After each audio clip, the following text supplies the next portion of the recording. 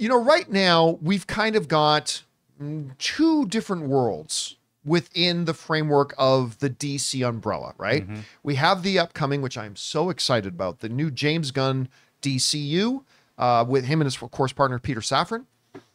And we have the already now going Matt Reeves Batman and Batverse that is not in the DCU. It's a totally separate thing. Well, we now have a spin-off of that totally separate thing in the Penguin on HBO and Max, which is remarkable. I am loving, I couldn't believe how much I love the first episode. We're 3 episodes in and I'm liking each new episode better than the last. Yeah. I can't, like I said the other day, this is not just a great comic book show. This is a great TV show, period. End stop. It's fabulous. I love this thing. When that kind of success comes along in any field, doesn't matter if you're Apple, doesn't matter if you're whatever, Ford, doesn't matter. When you're having tremendous success in an area, you look at, are there ways for us to expand this success?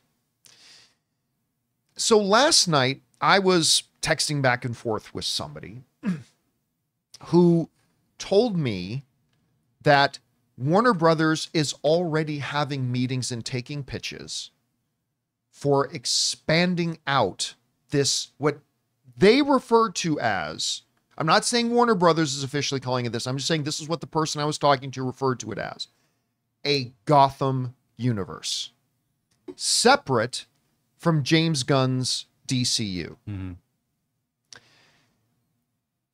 What was kind of implied in the conversation was that they are looking at, obviously, doing more Batman movies. We know there's a Batman 2 coming. We will probably end up with a Penguin season 2. But seeing if they can add to the fabric of Gotham. The other thing that was interesting that was said to me was that it would be confined to Gotham. Not that you couldn't get some things that happen outside of Gotham, but everything that they're looking at expanding upon and doing with this Matt Reeves universe is going to be centered around Gotham. Right. So that means we're probably looking at Batman and his core rogues gallery, and probably your more grounded rogues gallery, right? Like we've talked before, Chris, about the idea that there's a way to adapt and do like a Mr. Freeze in a very grounded, realistic way using pseudoscience and whatever you can do that, and other characters like that. Whether that means Joker, whether that means, probably a Catwoman at some point, whatever. So they're probably looking at ways to expand that. So that brings up two questions for me, Chris. Mm-hmm. Number one, and we didn't talk about this before the show started or anything. Number one, is it a good idea to try to expand out what they're doing here while they're developing a DCU over on the other side?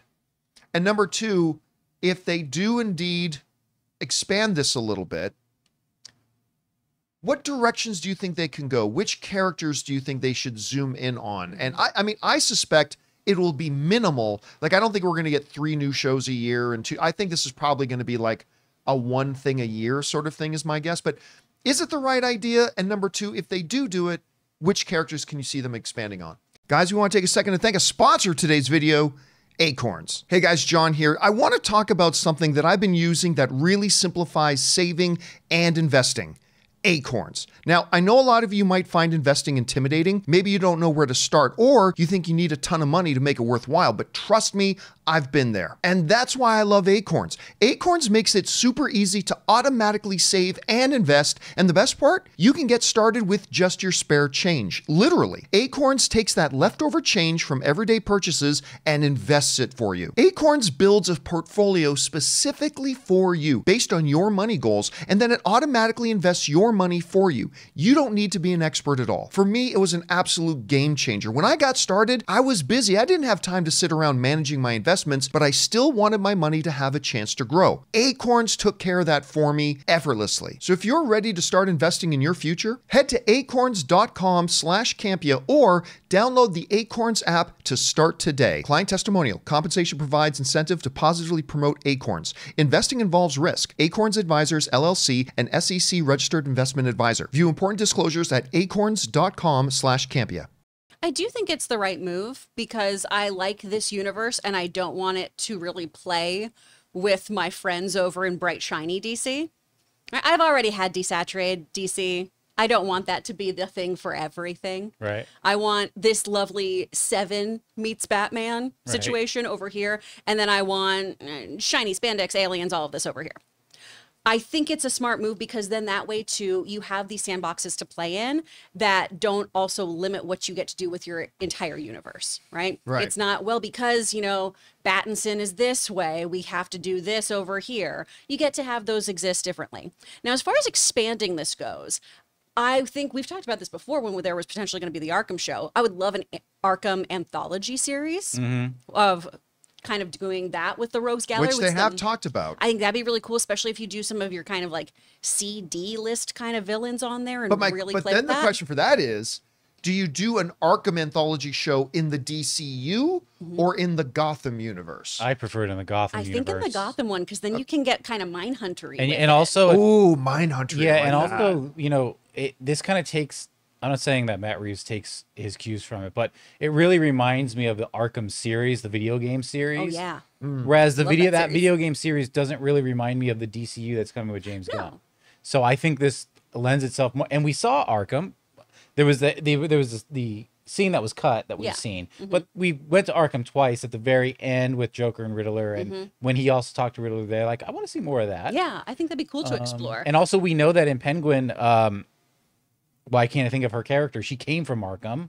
Sophia was in Arkham, so they're starting to get some links. Exactly. I think that's something that you could absolutely explore.